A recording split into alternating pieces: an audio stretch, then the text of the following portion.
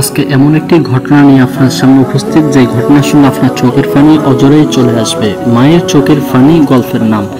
একজন যুবক ছিল যার নাম ছিল মারুফ। ঘটনাটি শুরুই করে দিলাম। একজন যুবক ছিল, নাম তার মারুফ। ছোটবেলায় বাবা মারা যান। মা তাকে অনেক কষ্ট করে বড় করে, অন্যের বাসায় কাজ করে, পায়ে হেঁটে স্কুলে পাঠান এবং মা ক্ষুধার্ত থেকে ছেলেকে খাওয়ান এবং ছেলেটি আস্তে আস্তে বড় হয়, মারুফকে পড়ালেখা করান। মারুফ যখন বড় হয়, শহরের চাকরির খোঁজে বাড়ি থেকে বের হয়ে গেল। আল্লাহর রহমতে হঠাৎ একটি চাকরির খোঁজ মিলল। সে একটি চাকরি পাওয়ার পরে ধীরে ধীরে সে তার ওই মাকে বলতে শুরু করে দিল। তার মা, ওই মা যে তাকে না খাওয়াই, নিজে না খেয়ে তাকে খাওয়াইছে, ওই মা যাকে সে ভোলা শুরু করছে, যে মা তার জন্য কত কিছুই না করছে। ছোটবেলায় তার বাবা ছিল না এবং তাকে আস্তে আস্তে বড় করছে। তো মারুফ যখন আস্তে আস্তে বড় হয়, শহরের দিকে চলে যায় এবং শহরে একটি চাকরি পায়।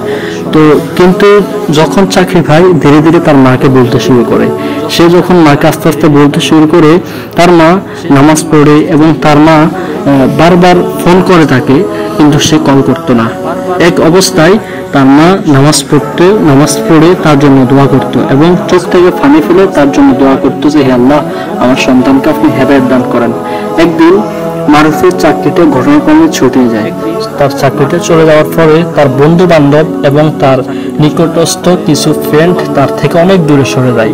দূরে সরে যাওয়ার ফলে কিছুদিনের মধ্যে সে এমন একটি অসুস্থের শিকার হয় যে অসুস্থটি তার জীবনে অনেক বড় ক্ষতিকর হয়েছিল। ওই অসুস্থতার মাধ্যমে সে তার মাকে আস্তে আস্তে স্মরণ করতে শুরু করে, আর সে কোথায় থাকে না থাকে সেটা আবার তার মা কিছুটা জানতো। হঠাৎ একদিন তার দরজায় আওয়াজ করলো, কে জানে। সে দরজা খুলে দেখে তার মা, তাকে ছেড়ে যেতে লাগতেছে, পরে দেখতেছে সেটাই তার মা।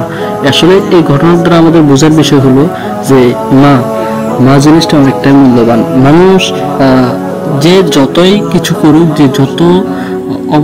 যে অবস্থানেই থাকুক, মায়ের স্থান থেকে কেউ আপনাকে কদর করবে না, মহব্বত করবে না। অন্যদিকে যখন সন্তান অসুস্থ হলো, ঠিক সময় মা হাজির হয়ে গেছে এবং মায়ের চোখের এক ফোঁটা পানি আল্লাহ তাআলা কবুল করে নিয়েছে। যে মা যে বলেছিলেন যে আমার সন্তানকে আল্লাহ হেদায়েত দান করেন, আল্লাহ তাআলা ওনার কথাটি কবুল করেছে এবং ওই চোখের পানিগুলো বৃথা যায় নাই। আল্লাহ তার দোয়াটাকে কবুল করে তার সন্তানকে আবার তার কাছে ফিরিয়ে দিয়েছে। তো আজকে এই পর্যন্তই ছিল। সকলে ভালো থাকবেন। আসসালামু আলাইকুম।